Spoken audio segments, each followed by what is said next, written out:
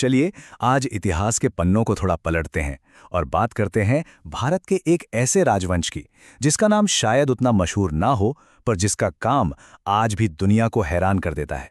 जी हाँ, हम बात कर रहे हैं वाकाटकों की। लेकिन इस कहानी में आगे बढ़ने से पहले जरा एक सवाल पर गौर करते हैं।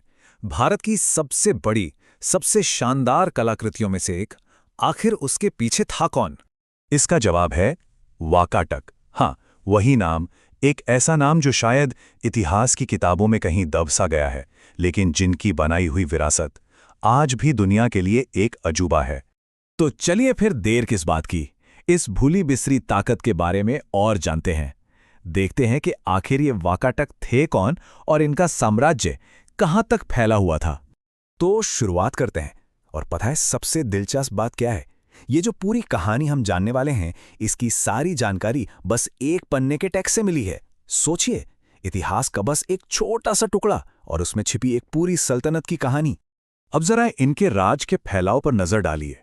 शिलालेख और पुराण हमें बताते हैं कि वाकाटकों का राज बुंदेलखंड से लेकर सेंट्रल प्रोविंसेस, बरार और उत्तरी दक्कन में समुंदर तक फैला हुआ था।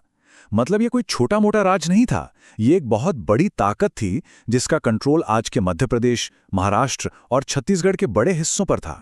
और उनकी पहचान, खैर, उनके शिलालेखों से ये भी साफ होता है, वे ब्राह्मण थे और खुद को हारीति पुत्र कहते थे। ये नाम उनके वंश और समाज में उनके दर्जे को दिखाता है।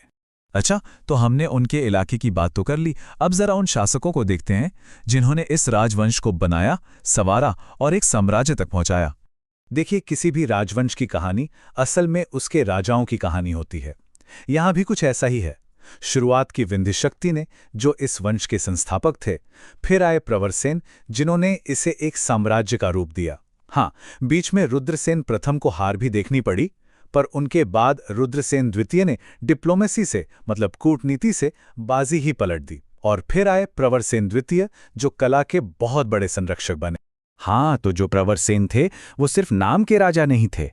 उन्होंने महाराजाधिराज और सम्राट जैसे भारी भरकम टाइटल अपनाए और अपनी ताकत दिखाने के लिए, ये साबित करने के लिए कि वही सबसे बड़े हैं, उन्होंने अश्वमेध और वाजपेयी जैसे बड़े बड़े यज्ञ भी करवाए। ये एक तरह से उस दौर का पावर प्ले था। अब कहानी में एक मजेदार मोड़ आता है। यह है दो रुद्रसेन की कहानी, और देखिए किस्मत का खेल। एक तरफ थे रुद्रसेन प्रथम, जिन्हें महान समुद्रगुप्त से हारना पड़ा, और वहीं दूसरी तरफ आए रुद्रसेन द्वितीय, जिन्होंने लड़ाई से नहीं बल्कि दिमाग से काम लिया। उन्होंने शक्तिशाली सम्राट चंद्रगुप्त द्वितीय की बेटी प्रभावती गुप्त से शादी कर ली। सोचिए, एक हार और फिर एक इतना बड़ा रणनीतिक गठबंधन। क्या कमाल का टर्न अराउंड था।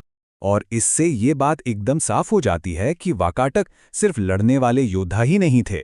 जरा प्रवरसेन द्वितीय के दरबार को देखिए। प्रवरपुर में रामचंद्र मंदिर बनवाया, खुद सेतुबंध नाम की मशहूर प्राकृत कविता लिखी, और तो और माना जाता है कि महान कवि कालिदास ने मेघदूतम की रचना उन्हीं के दरबार में की थी। मतलब कला और साहित्य का एक सुनहरा दौर था वो। अब आते हैं उस विरासत पर जो आज भी हमारे सामने खड़ी है। पत्थरों पर उकेरी गई उनकी कहानी, उनकी कला, उनकी वास्तुकला, और हाँ, अजंता। जैसा कि हमें पता चलता है, वाकाटक कला, आर्किटेक्चर, लिटरेचर और पब्लिक वर्क्स के बहुत बड़े समर्थक थे। वो समझते थे कि एक सल्तनत सिर्फ जंग से नहीं बल्कि संस्कृति से भी महान बनती है, और उन्होंने एक ऐसी कीमती विरासत छोड़ी जो आज भी उनकी सोच को बयां करती है। और अब उस सवाल का जवाब जो हमने बिल्कुल शुरू में पूछा था।